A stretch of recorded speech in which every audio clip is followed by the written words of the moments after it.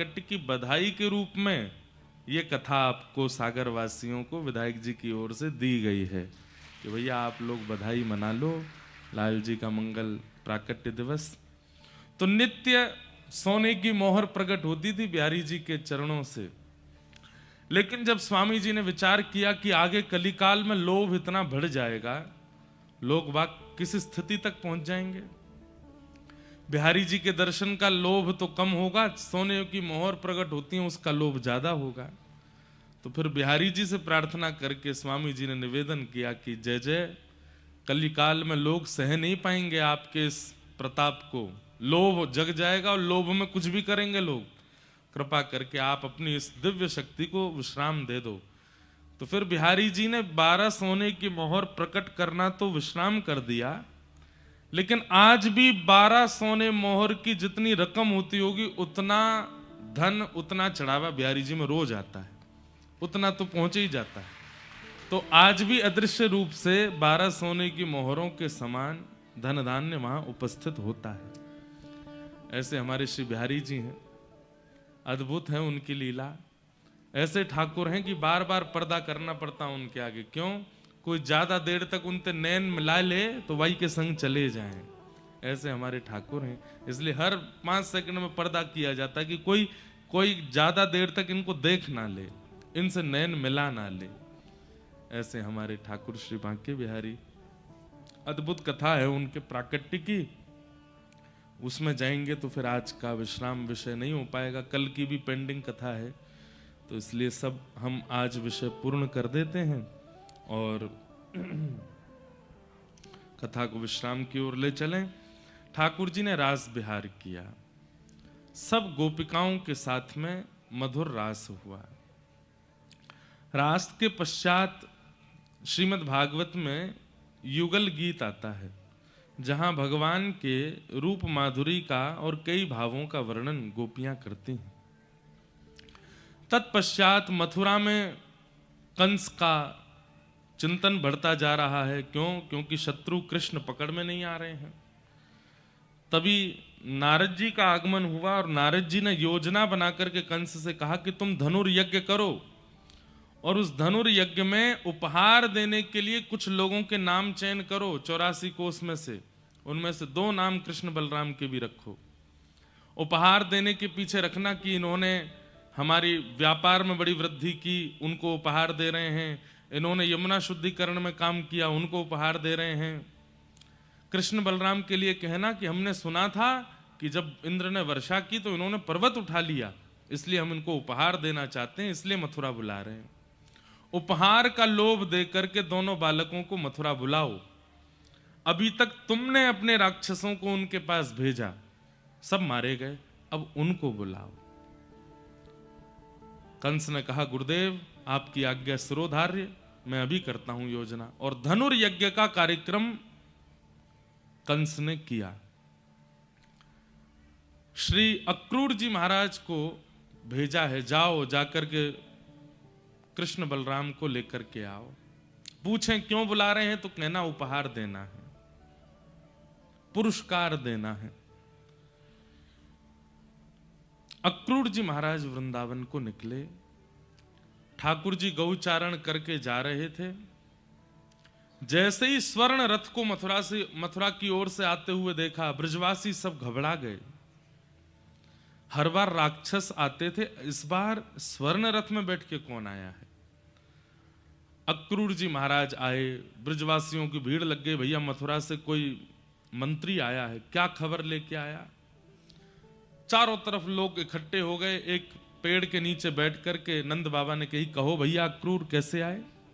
पत्र पढ़ के सुनाया कि महाराज कंस ने पत्र लिख करके भेजा है कि आपके दोनों पुत्र कृष्ण बलराम ने इंद्र की वर्षा से व्रजमंडल की रक्षा की, इसलिए हम उनको पुरस्कृत करना चाहते हैं और दोनों बालकों को मथुरा बुला रहे हैं।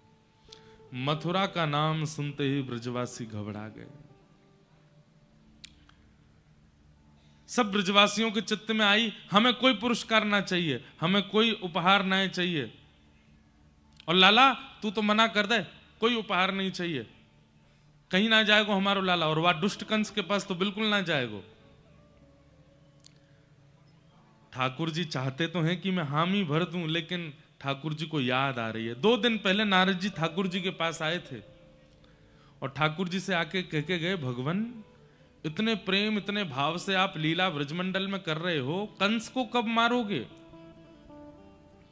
कंस को मारना है, काल नेमी का वध करना है, जरासंध के साथ 17 बार युद्ध करके रण छोड़ करके द्वारिका जाना है, 16,108 विवाह करने हैं, महाभारत का युद्ध करा करके गीता का ज्ञान देना है। ये सब आप तभी कर सकते हैं जब आप ब्रज से बाहर निकलेंगे, क्योंकि यहां तो आप प्रभुता भूल करके बैठे हो। सत्य मानिए बंधुओं, भगवान नारद जी से कहते हैं, नारद मैं सच बताऊं? बोले क्या? मैं भूल गया था कि मुझे ये सब भी करना है। इन ब्रजवासियों ने इतना प्रेम दिया है, इतना स्नेह दिया है, मैं भूल गयो कि मुझको मथुरा जानो है, ये सब लीला करनी है। नारद तुम देख लो ना, कोई व्यवस्था बन सके। अगर महादेव सृष्टि को संभाल सकें, ब्रह्मा जी मेरी पदवी ग्रहण कर लें, भगवान ब्रह्मा बन जाएं, मुझे छोड़ दें, मैं त्रिलोकी नाथ नहीं बनना चाहता, मैं सदा इन ब्रजवासियों के पास रह लूं, ऐसी कोई योजना नहीं बन सकती? मैं इन ब्रजवासियों को छोड़ नहीं पा रहा हूं। नारद जी महाराज सिर पकड़ करके बैठ गए। बोले, वेद जिनके रों से प्रकट होता है, मीमांसाएं उत्तर मीमांसाएं आदि जिनकी भ्रगुटी टेढ़ी करने मात्र से प्रकट हो जाती हैं, जहां पर मोह आकर्षण लोभ आदि के नाश की बातें कही जाती हैं, ऐसे परमात्मा आज स्वयं लोभ में दिख रहे हैं, स्वयं मोह में दिख रहे हैं, स्वयं आसक्ति में दिख रहे हैं। नहीं नारद, ये लोभ नहीं है, ये मोह नहीं है, ये आसक्ति नहीं है, ये प्रेम है। मैं परमात्मा हूं, मुझे कोई नहीं बांध सकता, पर इन ब्रजवासियों ने इतना प्रेम दिया है मुझे कि मैं बंध गया हूं इनके पास में, मैं कैसे जाऊं यहां से? नारद जी बोले, मैं आपके पास ज्यादा देर नहीं बैठूंगा, आप तो अलग बात कर रहे हैं। ठाकुर जी मुझे कुछ नहीं पता, परसों कंस का मृत्यु देखना चाहता हूं आपके हाथों, कैसे भी करके निकलिए व्रज से, आपको लोक कल्याण जग कल्याण करना है, वृंदावन में रह के नहीं हो पाएगा, क्योंकि यहां आप प्रेम के वशीभूत हैं और ज्ञान और वैराग्य आदि का लक्षण प्रकट होगा ही नहीं। अगर प्रेम प्रधान होगा तो, प्रेम प्रधान होता है तो ज्ञान दिखाई नहीं देता, प्रेम प्रधान होता है तो वैराग्य दिखाई नहीं देता। आपको वृंदावन से निकलना पड़ेगा नाथ। सोचिए बंधुओं, ठाकुर जी उनको 3 दिन तक नींद नहीं आई कि मैं व्रज से कैसे जाऊं। आज जब अक्रूर जी महाराज ने आकर के कहा कि आपको पुरस्कार देने के लिए मथुरा बुलाया है, सब ब्रजवासी कहने लगे, हमारे लाला पुरस्कार ना चाहिए, हमारा लाला कहीं ना जाएगो, अक्रूर जी तुम वापस लौट जाओ, कंस ने मना कर दो, हमें पुरस्कार ना चाहिए। ठाकुर जी चुपचाप बैठे हैं। थोड़ी देर में सब ब्रजवासी बोले, लाला तू बोल दे, मना कर दे कि मुझे ना जानो मथुरा। तो ठाकुर जी हृदय पर पत्थर रख करके बोले, क्यों? आप सबके बालक कोई अच्छा काम करें, उनको पुरस्कार मिले तो सब भेज देते हो, और मैं केवल तुम्हारे काज कालिया नाग मार तो डोलूं, तुम्हारे काज गिरिराज जी उठा तो डोलूं, तुम्हारी गैया ने चराऊं, तुम्हारी रक्षा करता रहूं, और आज जीवन में पहली बार कोई ने विचार किया कि मुंह को पुरस्कार मिले तो सबरे मना कर रहे हो, मुझसे पूछिए एक भी बार। ब्रजवासी स्तब्ध रह गए ठाकुर जी की बात सुन के। ठाकुर जी मन से नहीं बोल रहे हैं, ना लाला हमें तो यूं लगी कि तू मथुरा जाएगो, 2 दिना के कट जाएगो, हमारे बिना कैसे रहेगो? क्यों? मैं क्यों ना रहूंगो, मैं तो जाऊंगो, मैं पुरस्कार लेके आऊंगो। हाँ, तुम ब्रजवासी ने तो केवल कभी मुंह को चोर बनाए दें, कभी मुंह को कछू बनाए दें, कभी मुझे कालिया नाग मरवा दें, अगासुर बकासुर धेनुकासुर पूतना आदि, मैं केवल यहां पर रक्षा करवे में ही रहूंगो। अरे पुरस्कार मिले सब जामे, मैं भी जाऊंगो। ब्रजवासियों के नेत्र सजल हो गए। लाला हमने या मारे ना कही, हम तो या मारे कह रहे कि तू हमारे बिना कैसे रहेगो? क्यों? मैं क्यों नहीं रहूंगो? मैं घर में ही बूढ़ा होऊंगो का? मैं बड़ो है गया हूं, मैं भी जाऊंगो मथुरा, पुरस्कार लेके आऊंगो। सब ब्रजवासी स्तब्ध हो गए।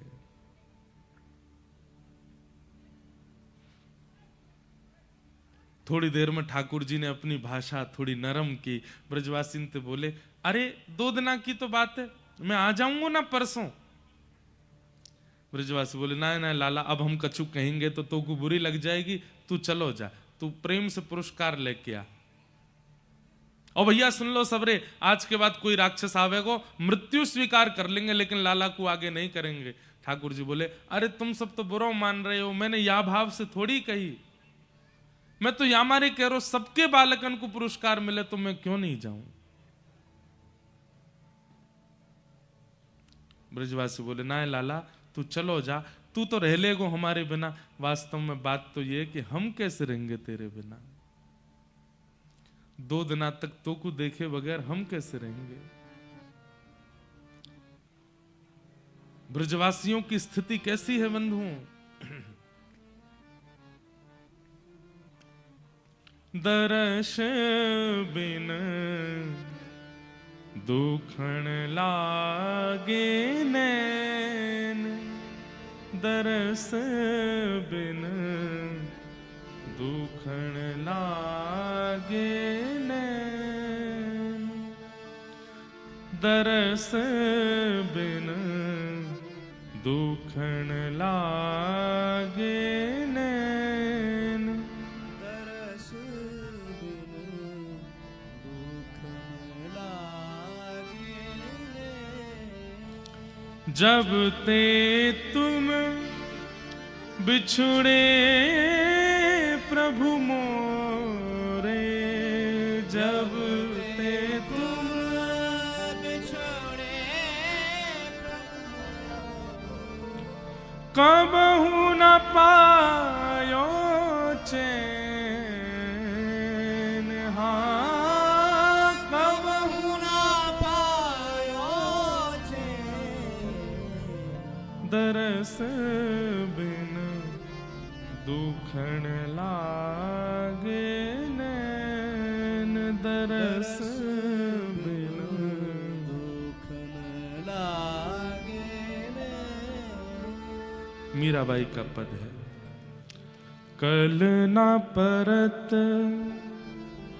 पल हरि मग जोवन, कल ना परत पल हरि मग जोवन, भई क्षमा सिरैन, भई क्षमा मीरा के प्रभु कब्रे मिलोगे, मीरा के प्रभु कब्रे मिलोगे, दुख मेटन सुख देन, दुख मेटन सुख देन, दरस बिन दुखण लागे, दरस बिन दुखण लागे। लाला तू अभी गयो नहीं है, और तेरे जावे की बात कान में पड़वे ते हमारो हृदय ऐसो पिघल रहे है, इतनो रोनो आ रो है, तू चलो जाएगो तो हम कैसे रहेंगे। ठाकुर जी बोले, अरे मैं हमेशा के काज ना जा रो, कल जाऊंगो परसों आ जाऊंगो। लाला तू परसों बोल रहा है, लेकिन हमको बरसों सुनाई दे रही है। हम तोते जिद नहीं करेंगे, तू फिरते हमें डांटने लगेगो, लेकिन लाला तू तो रह लेगो, हम कैसे रहेंगे तेरे बिना, एक दिना भी हम तेरे बिना रह ना सके। सोचिए बंधुओं, ब्रजवासियों की स्थिति कैसी है। जब से ठाकुर जी का जन्म हुआ है ब्रजमंडल में, ब्रजवासी भोजन नहीं बनाते, कपड़े नहीं पहनते, जल नहीं भरने जाते, गोबर नहीं चौकाते, गैया नहीं चराते, सब कार्यों के पीछे एक ही ध्यान है, भोजन इसलिए बनाएंगे क्या पता कन्हैया घर आ गए हो तो, चौका इसलिए लगाते हैं कि कहा पतो कन्हैया आ गए तो घर सुंदर दिखना चाहिए, गैया इसलिए चराने जाते हैं कि कल को कहीं कन्हैया दूध पीवे आ गए हो तो बढ़िया वारो दूध मिलना चाहिए, जल भरने इसलिए जाते हैं कहीं कन्हैया जल पीवे आ गए हो तो वस्त्र इसलिए पहनते हैं कहीं कन्हैया सामने आ गए हो तो वाकु देखवे में हम भावे। हर किसी ब्रजवासी की एक ही स्थिति है, कन्हैया कृष्ण। वो अपने लिए क्रिया नहीं कर रहे हैं, सारी क्रिया कृष्ण के लिए करते हैं। एक दिन के लिए मथुरा जाना है, इस बात से इतने व्याकुल हो रहे हैं कि लाला हम कैसे रहेंगे।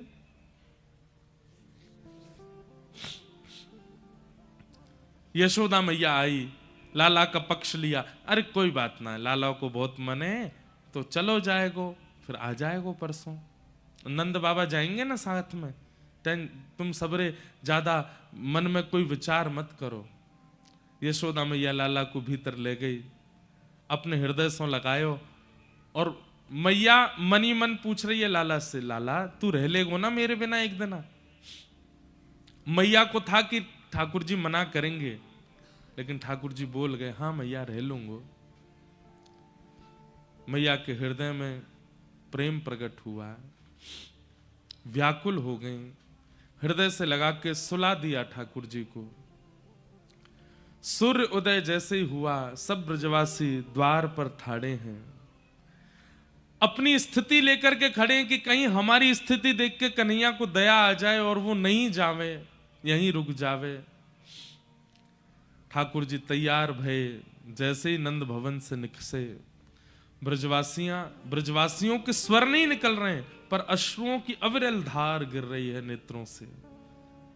ठाकुर जी सबके हाथ पकड़ते हैं, सबके गालों का स्पर्श करते हैं, सबके सिर पे हाथ फेरते हैं। मैं आ जाऊंगा परसों, मैं परसों आ जाऊंगा।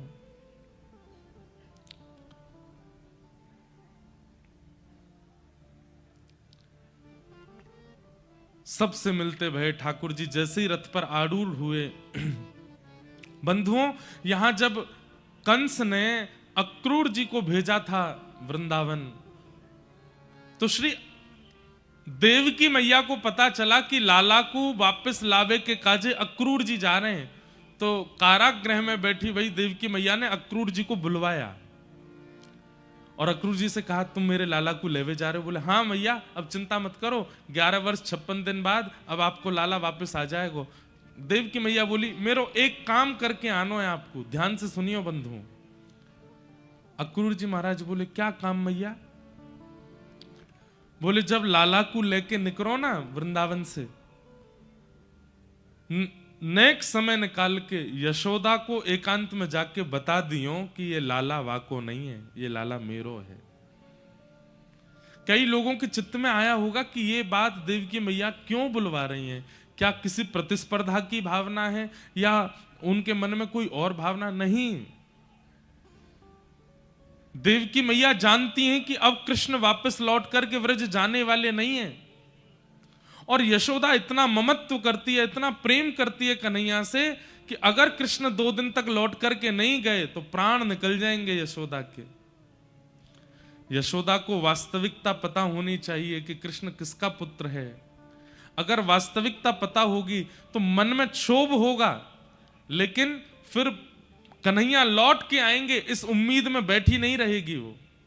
इसलिए उसको बता के आना कि कृष्ण किसका पुत्र है, और अब कन्हैया लौट करके व्रज नहीं जाएगा, ये बात यशोदा के कान में बोल के आना। अक्रूर जी महाराज बोले मां, मुझे ऐसा लग रहा है जैसे मानो कुंटलों भारी पहाड़ मेरे ऊपर गिर दिया हो। मैं ये काम कैसे करूंगा? मेरा नाम अक्रूर है, व्रजमंडल मुझे क्रूर कहकर के बुलाएगा। एक तो मैं कृष्ण को दूर कर रहा हूं, ऊपर से सत्य बता करके आऊंगा कि कृष्ण उनके पुत्र नहीं है। नहीं, सब ब्रजवासियों को मत बताना, केवल यशोदा को बताना। ठाकुर जी रथ में आरूढ़ हुए। अक्रूर जी महाराज बोले भगवान आप ब्रजवासियों से मिलो, मैं नेक यमुना जी प्रणाम करके आऊं। ठाकुर जी बोले हाँ जाओ। अक्रूर जी यमुना जी तो नहीं गए, पीछे खड़ी यशोदा मैया के हाथ पकड़े, मैया नेक आओ आपसे चर्चा करनी है। यशोदा मैया को नंद भवन में ले गए, चरणों में प्रणाम करते हुए कहा मैया ये कार्य करने में मुझे पाप का बोध हो रहा है, लेकिन मुझे आपको बताना पड़ेगा। कहा बात है अक्रूर, ऐसे कहीं को बोल लो है? 11 वर्ष 56 दिन पूर्व आपने सुना होगा कि कंस के कारागृह में अष्टभुजी देवी भद्रकाली प्रकट हुई थी। हाँ हाँ, मैंने सुनी तो हती कि एक देवी प्रकट भई। बोले हाँ मां, वास्तविकता यह है कि आपके यहां लाली का जन्म हुआ था और कंस के कारागृह में वसुदेव देवकी के यहां पुत्र का जन्म हुआ। वसुदेव जी ने उस बालक की रक्षा के लिए वहां से लाकर के उस बालक को गोकुल में आपके पास सुला दिया और आपकी पुत्री को ले जाकर के कंस को दिया। वही पुत्री अष्टभुजी देवी काली बनी और जिस बालक को देवकी ने जन्म दिया वही पुत्र आपके यहां आया और वही कृष्ण है। कृष्ण देवकी के पुत्र हैं मां। मुझे बताने में बहुत संकोच है, पर मैं आपसे कहना चाहता हूं 11 वर्ष 56 दिनों से कारागृह में प्रतीक्षा कर रही है मां देवकी। कृष्ण अब मथुरा जाएंगे, संभवतः लौट करके नहीं आएंगे। वो आपके पुत्र नहीं है, वो देवकी के पुत्र हैं। ये बात सुनकर के यशोदा मैया का तो मानो जैसे संपूर्ण शरीर ठंडा पड़ गया। स्तब्ध हो गई मैया। अब क्या कहना है, क्या बोलना है, क्या करना है, इसकी कोई स्थिति उनको नहीं पता।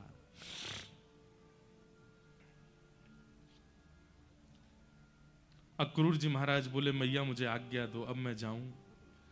और प्रणाम करके अक्रूर जी चले गए। मां रोकना चाह रही है पर शब्द नहीं निकल रहे हैं, मानो जैसे देह खड़ा है और आत्मा निकल चुकी हो देह से। ऐसी स्थिति यशोदा मैया की हो गई।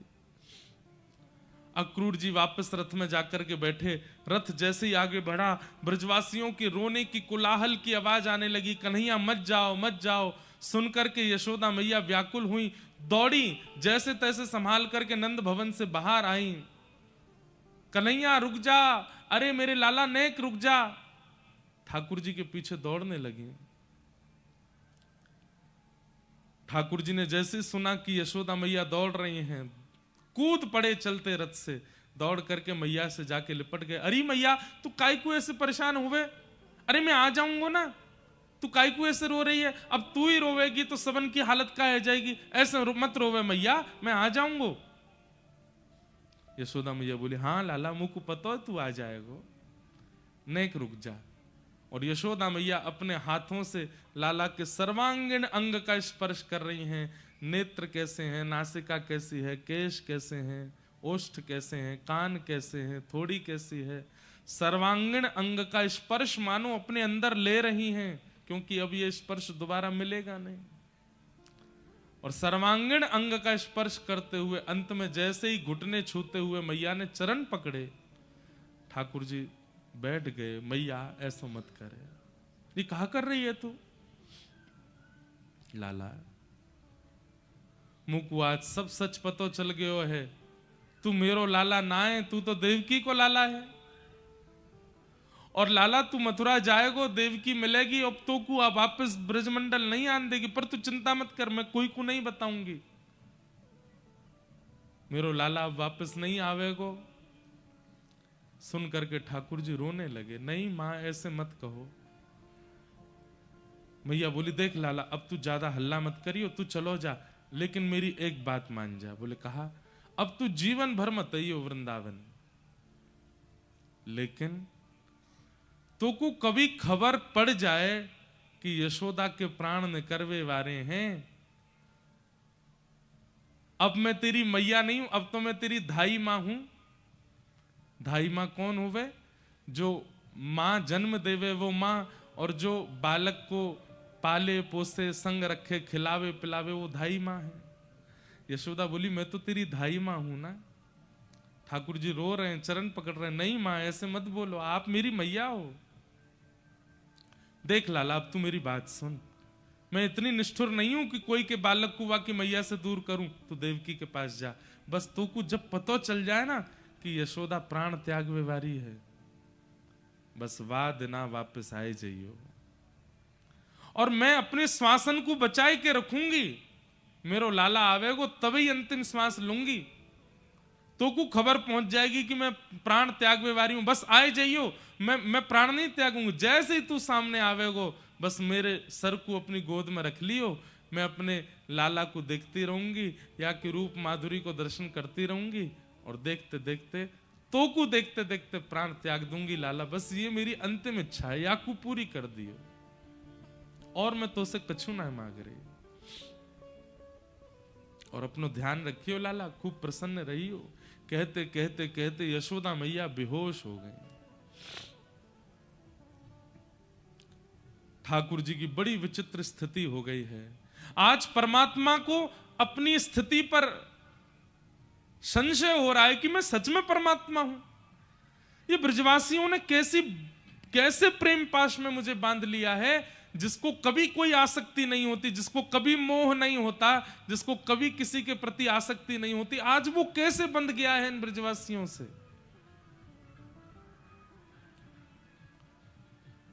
ब्रजवासियों की ओर इशारा किया। ठाकुर जी को ब्रजवासियों ने उठाया, बोले लाला अब तू जा, विलंब मत कर, मैया को हम संभाल लेंगे, तू आई जाएगा परसों। ठाकुर जी बोले हाँ मैं जाऊं।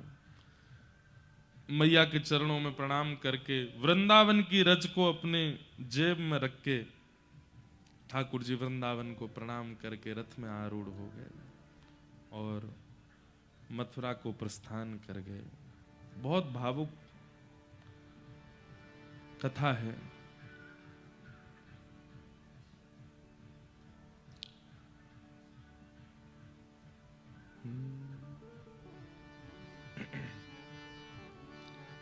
व्रज के विरही लोग बिचारे, व्रज के विरही लोग बिचारे। सब खड़े खड़े देख रहे हैं, केवल आंसू धार की तरह, नदी की तरह गिर रहे हैं नेत्रों से, केवल रथ की ओर देख रहे हैं। और ब्रजवासियों के मन में यह भावना आ रही है कि हमारी याद आवेगी, लाला जा ना पावेगो मथुरा। देखियो सब एक दूसरे के देख, अब ही कूदेगो लाला, अब ही कूदेगो, जा ही ना पावेगो मथुरा। देख वहां पेड़ तक रथ जाएगो और देखियो अपने आप रथ को रोक के लाला दौड़ तो भयो आवेगो। हमने प्रेम इतना दियो लाला को, जा ही ना पावेगो। लेकिन वो रथ, वो पेड़ भी पार हो जाता है, आगे का चौराहा भी पार हो जाता है, उसके आगे भी ठाकुर जी निकल जाते हैं और ब्रजवासी मानो जैसे धोखे में खड़े हों, खड़े रह जाते हैं। नहीं आए ठाकुर जी लौट के। व्रज के विरही लोग बिचारे, व्रज के विरही हे बिन गोपाल ठगे से ठाड़े, बिन गोपाल ठगे से ठाड़े, बिन नंदलाल ठगे से ठाड़े,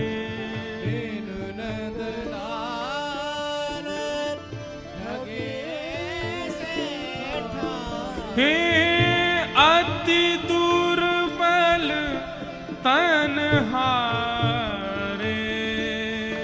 हाँ अति दुर्बल तनहारे, हारे व्रज के विरही लोग बिचारे, व्रज के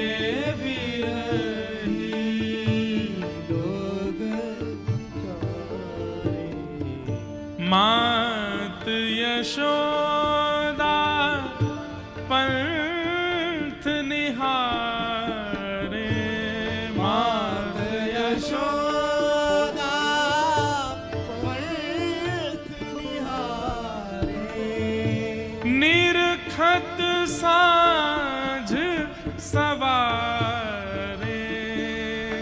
हाँ निरखत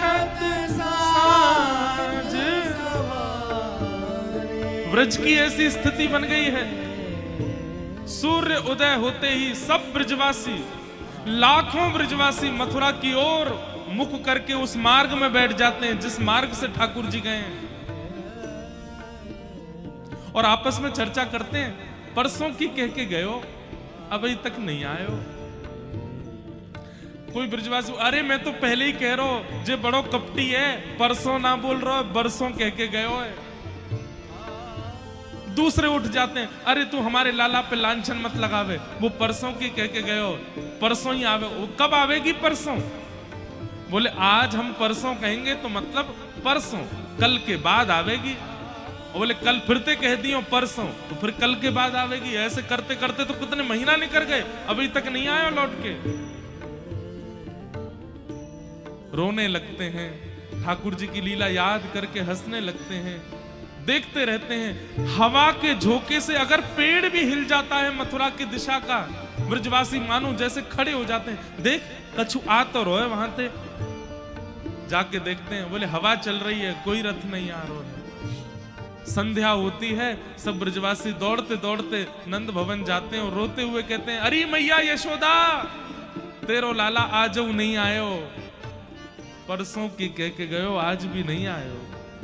ब्रज के बिरही लोग बिचारे, ब्रज के बिरही लोग बिचारे, जो कोई कान कान कहीं बोले, जो कोई कान कान कहे बोले, जो कोई कान कान कहीं बोले, जो कोई कान कान कहे बोले, आखिन बहत पनारे, आखिन बहत पनारे, हे यह मथुरा काजर की रेखा, यह मथुरा काजर की रेखा, जेनिक से ते कारे, हाँ जेनिक से ते कारे। श्री परमानंद दास जी का पद है ये, यह मथुरा काजर की रेखा, जे निकसे ते कारे। इसके दो अर्थ हैं। ब्रजवासी मानो मथुरा के प्रति दुर्भावना करते हुए कह रहे हैं, या मथुरा ने हमारो लाला छीन लियो हमते, यहां ते जो निकसे जो आवे वो कारो है, वासे बात नहीं करनी है हमको। और दूसरा अर्थ क्या है, इतना प्रेम में विह्वल हो चुके हैं ब्रजवासी कि मथुरा से जो आता है उनको लगता है कृष्ण है, दौड़ पड़ते हैं। कोई गोरा होता है तो कहते हैं, अरे लाला मथुरा जाए के गोरो है गो, तब वो कहे मैं कृष्ण नहीं हूं, मैं कोई और हूं। कोई मोटा आ जाए तो दौड़ पड़ते हैं, मथुरा की ओर से आया, अरे लाला खा पी के मोटा है गो हमारो, मैं कृष्ण नहीं हूं। कोई स्त्री आ जाए तुरंत जाते हैं, अरे लाला तू तो यहीं पे छोरी बनो डोलता, वहां जाके पूर्ण स्त्री बन गो, अरे मैं कृष्ण नहीं हूं। मथुरा से आने वाला हर व्यक्ति काला दिखता है, मतलब कृष्ण दिखता है। यह मथुरा काजर की रेखा, यह मथुरा काजर की रेखा, जेनिक से ते कारे, जेनिक से ते कारे, ब्रज के विरही लोग बिचारे, ब्रज के विरही लोग बिचारे। परमानंद स्वामी बिन ऐसे, परमानंद स्वामी बिन ऐसे, हाँ परमानंद स्वामी बिन ऐसे, परमानंद स्वामी बिन। ब्रजवासी कह रहे हैं लाला के बिना हम कैसे हैं, शब्द सुनिएगा। परमानंद स्वामी बिन ऐसे, परमानंद स्वामी बिन कैसे, जैसे चंद बिन तारे, हाँ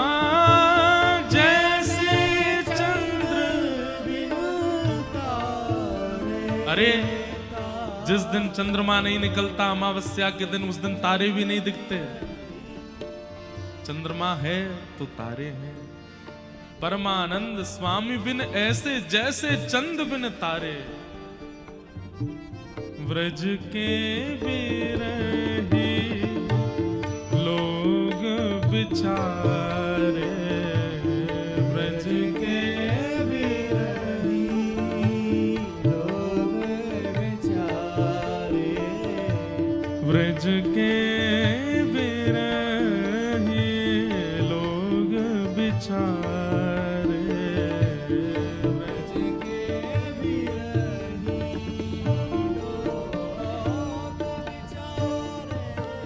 ऐसा प्रसंग है भागवत जी का कि इसमें प्रवेश करने में भय भी लगता है और करे बिना रहा भी नहीं जाता।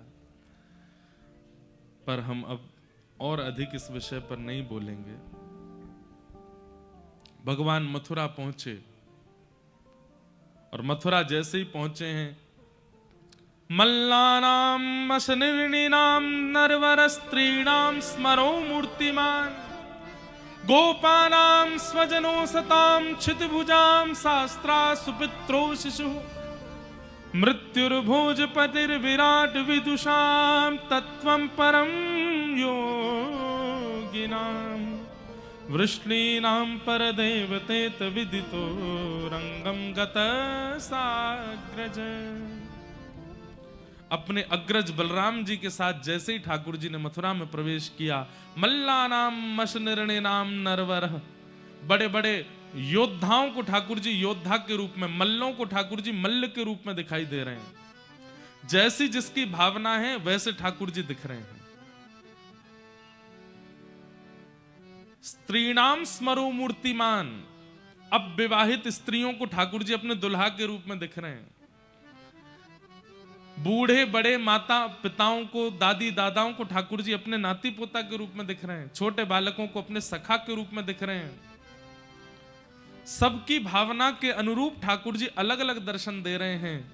लेकिन 50 सिड्डी ऊपर स्वर्ण सिंहासन पर बैठा मथुरा का राजा कंस, उसको ठाकुर जी अत्यंत काल रूप, अत्यंत भयभीत दिखाई दे रहे हैं। मृत्यु दिखाई दे रही है। मृत्युर्भोजपतिर विराट विदुषाम तत्वम परम योगिनाम, योगियों को तत्व के रूप में, तत्व ज्ञानियों को तत्वज्ञानी ठाकुर जी ज्ञानी लग रहे हैं। वृष्णी नाम पर देवतेत विदितो रंगम गतः साग्रज, और वृष्णी वंशियों को, यदुवंशियों को ठाकुर जी अपने पालनहार के रूप में दिखाई दे रहे हैं। ठाकुर जी ने रणभूमि में प्रवेश किया, कुबलिया पीड़ हाथी का वध किया, धनुष भंजन किया, मल्लों के साथ युद्ध किया। 50 सिड्डी ऊपर बैठे महाराज कंस के पास पहुंच करके केश पकड़ करके दोनों भुजाओं में उठा लिया। 11 वर्ष के ठाकुर जी ने विशाल कंस के रूप को उठा करके पृथ्वी पर पटक दिया। कंस की मृत्यु हो गई। बोलो कंस मर्दन भगवान की। अपने नाना यानी कि कंस के पिताजी उग्रसेन जी को मथुरा का राजा बनाया।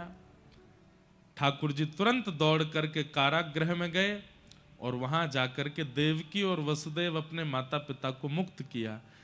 11 वर्ष 56 दिन के लाला होकर के जब पधारे, देवकी मैया देख करके तो बाव विह्वल हो गई, बेहोश जैसी होने लगी। ठाकुर जी ने अंक में भर लिया, मैया को होश नहीं आया। वसुदेव जी को ठाकुर जी बोले, पिताजी मैया होश में काहे क्यों ना आ रही है? बोले, लाला एक बार या के कान में यूं कह दे कि तू अब याकू छोड़ के कभी नहीं जावेगो, ये अपने आप होश में आ जाएगी।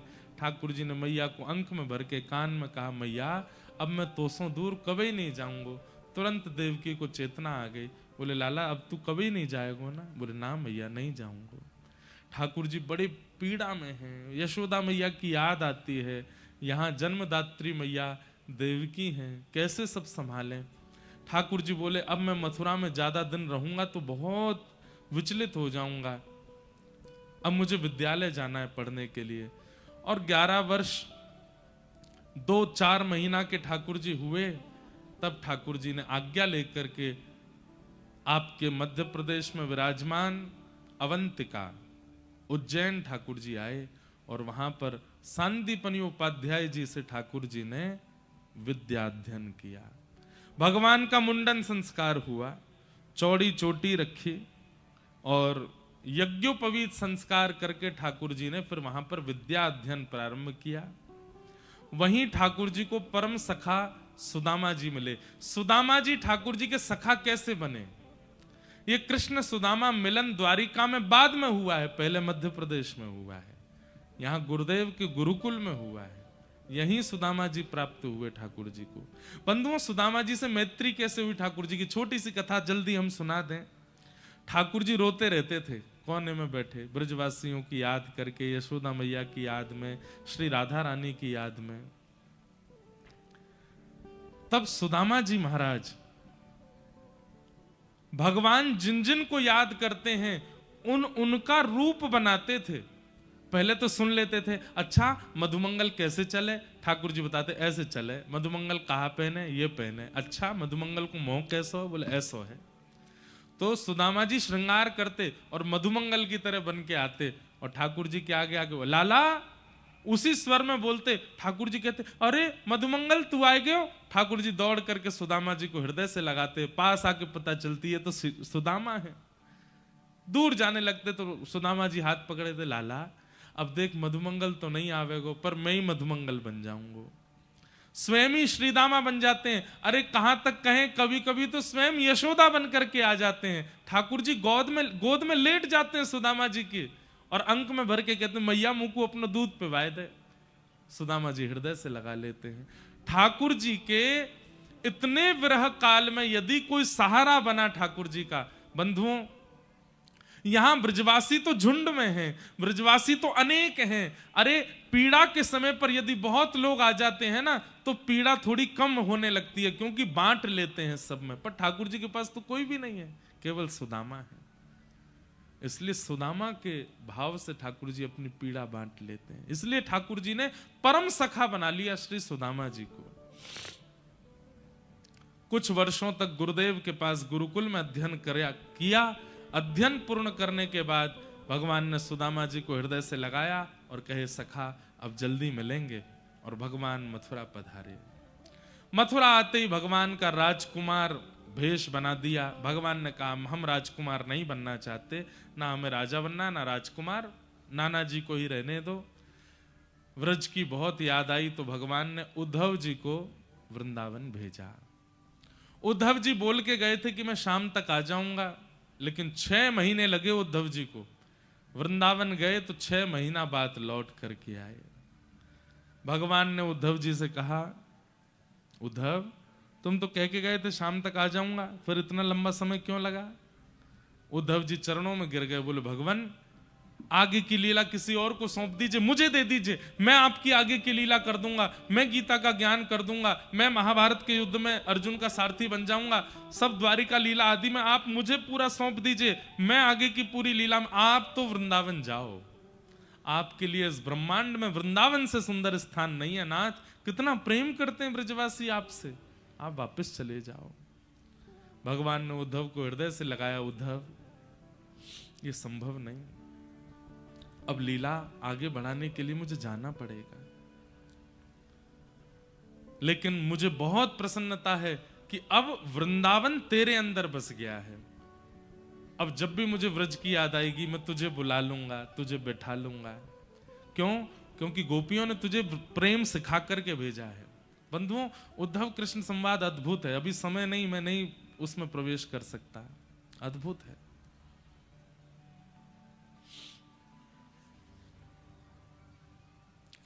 उद्धव जी महाराज वृंदावन से लौट करके आए। ठाकुर जी ने पूरी मथुरा को व्यवस्थित कर दिया। तभी कंस के ससुर जरासंध ने मथुरा पर चढ़ाई कर दी। भगवान ने 17 बार उनको हरा दिया। 18वीं बार जैसे चढ़ाई की, ठाकुर जी ने विश्वकर्मा को आज्ञा की एक नई नगरी का निर्माण करो, क्योंकि ब्राह्मणों को अनुष्ठान पर बैठा के आया, मैं इसको मार नहीं सकता हूं, हम रण छोड़ करके भागेंगे। और समुद्र के बीच में नई नगरी का निर्माण हुआ। ठाकुर जी बलराम जी का हाथ पकड़ करके युद्ध करते करते रण छोड़ करके भागे। ठाकुर जी का नाम पड़ा रण छोड़ राय। बोलो रण छोड़ राय भगवान की, द्वारिकाधीश की। द्वारिका यदुवंशियों को लेकर के ठाकुर जी पहुंचे। वहां जाकर के पुनः उग्रसेन जी का फिर से राज्याभिषेक किया और द्वारिका का राजा भी उग्रसेन को बनाया। लेकिन पूरी द्वारिका नगरी ठाकुर जी को ही राजाधिराज कहती है। हमारे राजा यही हैं। राज पदवी पर उग्रसेन बैठते हैं, पर राजा श्री कृष्ण हैं। बलराम जी का विवाह रेवत राजा की पौत्री के साथ, रेवती के साथ में हुआ। और कुंडनपुर के राजा, विदर्भ के राजा भीष्मक की पुत्री रुक्मणी जी के साथ में भगवान कृष्ण का विवाह हुआ। क्योंकि रुक्मणी जी स्वयं लक्ष्मी हैं और लक्ष्मी श्री कृष्ण की ही है, नारायण की ही है। कृष्ण लक्ष्मी नारायण का विवाह हुआ। अब हम जल्दी जल्दी अपना प्रसंग सब पूर्ण कर देते हैं। भगवान के 8 प्रमुख विवाह हुए। भौमासुर राक्षस के यहाँ 16,100 कन्या बंदी थीं, उनको मुक्त करा करके ठाकुर जी ने उनसे भी विवाह किया। तत्पश्चात 16,108 ब्याह हुए।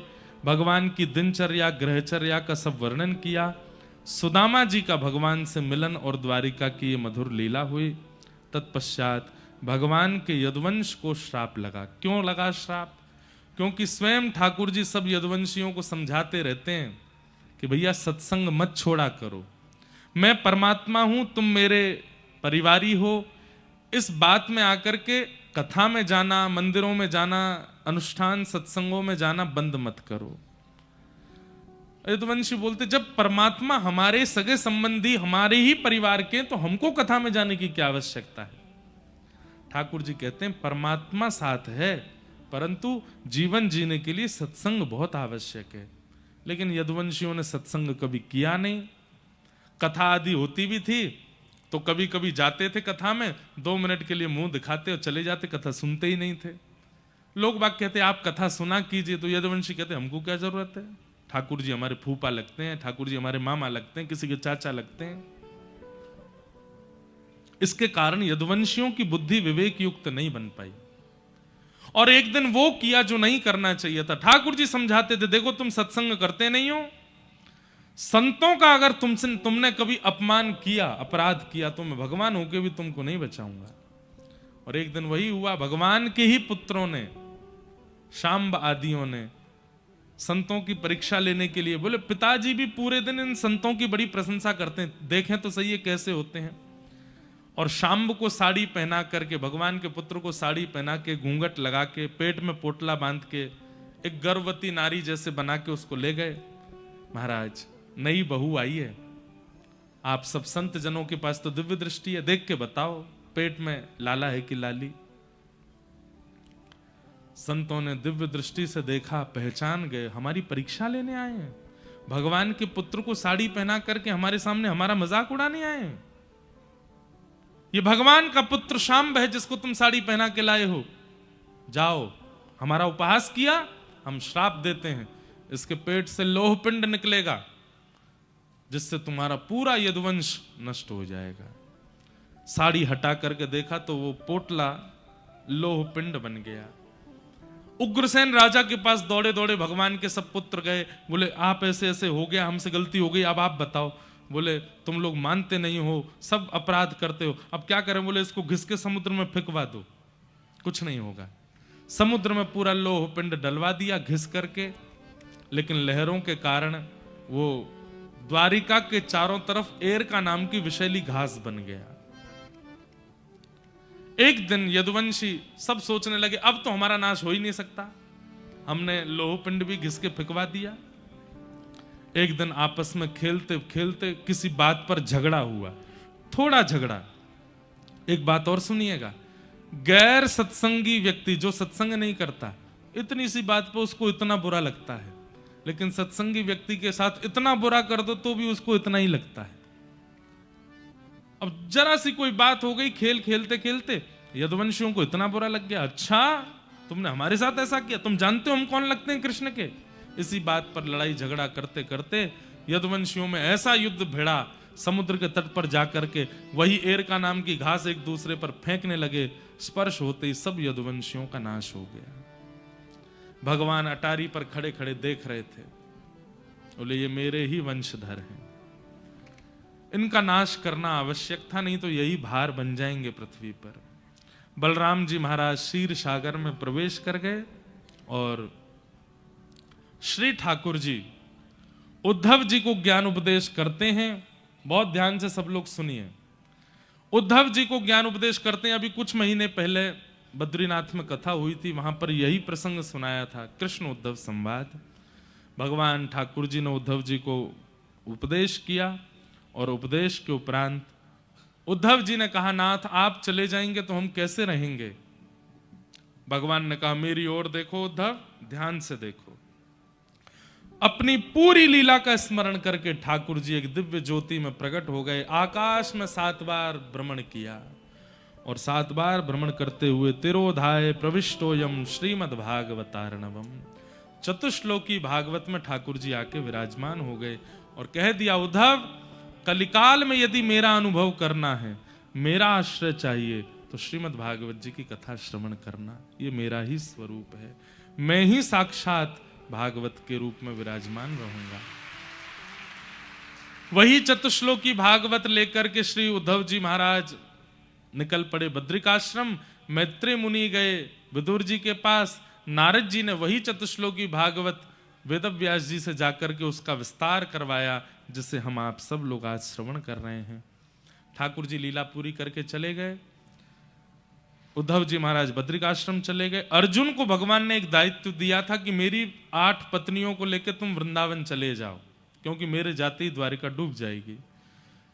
अर्जुन समस्त अष्टपटरानियों को लेकर के वृंदावन जाने लगे, पर बीच मार्ग में ठाकुर जी ही एक अपहरणकर्ता बन के आए और 8 पत्नियों का हरण कर लिया। अर्जुन अपने गांडीव धनुष को चलाता रह गया, लेकिन पकड़ ही नहीं पाया। भगवान ने अर्जुन को भी बता दिया गांडीव धनुष बलवान नहीं है, मैं साथ था इसलिए गांडीव धनुष बलवान था, मेरे बिना गांडीव धनुष भी किसी काम का नहीं। क्योंकि अर्जुन को भी एक सूक्ष्म लोभ और अहम था कि मैं गांडीव धनुषधारी अर्जुन हूं। ठाकुर जी ने वह मोह भी दूर कर दिया अर्जुन का। अर्जुन ने जाके पांडवों को बताया कि भगवान लीला पूरी करके चले गए। पांडवों ने परीक्षित को राजा बना दिया। परीक्षित राजा से एक दिन अपराध हुआ, संत का अपमान किया, 7 दिन में मरने का श्राप लगा। सुखदेव जी ने आकर के कथा सुनाई। आज 7वां दिन, कथा विश्राम। सुखदेव जी ने परीक्षित से पूछा, परीक्षित मैंने तुम्हें 7 दिन तक कथा सुनाई, क्या समझ में आया?